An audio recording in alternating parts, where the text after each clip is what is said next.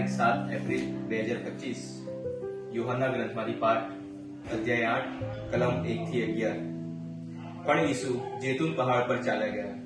સવારના પહોરમાં ઈસુ ફરી મંદિરમાં આવ્યા અને બધા લોકો તેમની પાસે ભેગા થવા લાગ્યા, એટલે તેમણે બેસીને તેમને ઉપદેશ આપવા માંડ્યા।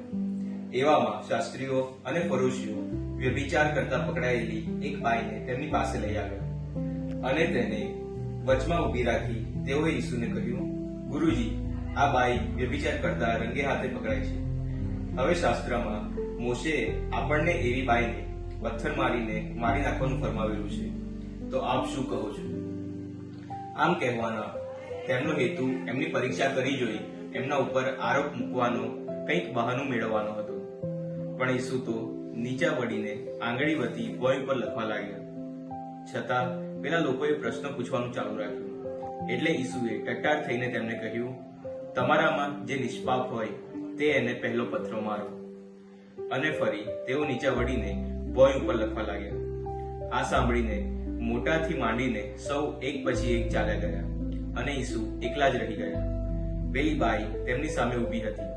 ઈસુએ ફરી ટટ્ટાર થઈને તે બાઈને કહ્યું, બહેન, તે લોકો ક્યાં છે? કોઈએ તને સજા ન કરી? બાઈએ કહ્યું, કોઈએ નહીં પ્રભુ। ત્યારે ઈસુએ કહ્યું, હું પણ તને સજા નથી કરતો, જા, હવેથી પાપ કરીશ નહીં। આ પ્રભુની વાણી છે, તે જ આપણો આધાર છે। જય ઈસુ વાલા ધર્મજનો, હું જગતનો પ્રકાશ છું। જે કોઈ મારી પાછળ ચાલશે તે અંધકારમાં નહીં રહે। મારા વાલા ધર્મજનો, આજની આપણી જીવન શૈલીમાં વિચાર કરવો રહ્યો કે આપણે કેટલા અંધકારમાં જીવીએ છીએ। આપણે કેટલા ક્રૂસે જડાયેલા છીએ। વ્યસનના ક્રૂસે જડાયેલા છીએ, તણાવના ક્રૂસે જડાયેલા છે, કદાચ કોઈ ખોટી બાબતના ક્રૂસે જડાયેલા છે, અર્થાત આપણે કોઈને કોઈ અંધકારમાં જીવી રહ્યા છે। આજનો શુભ સંદેશ આપણને આશા અને શ્રદ્ધા આપતો શુભ સંદેશ છે। પ્રભુ ઈસુ જાતે કહે છે, હું જગતનો પ્રકાશ છું, અર્થાત હું તમારા જીવનનો પ્રકાશ છું। તમે મને અનુસરો, મારા કહેલા વચનોને પાડો તો તમે ક્યારેય અંધકારમાં રહેશો નહીં, તમે હંમેશા પ્રકાશમય જીવન તરફ રહેશો।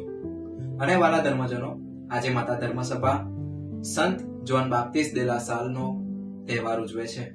તે યુવાનોના શિક્ષકોના રક્ષક સંત તરીકે પણ ઓળખાય છે।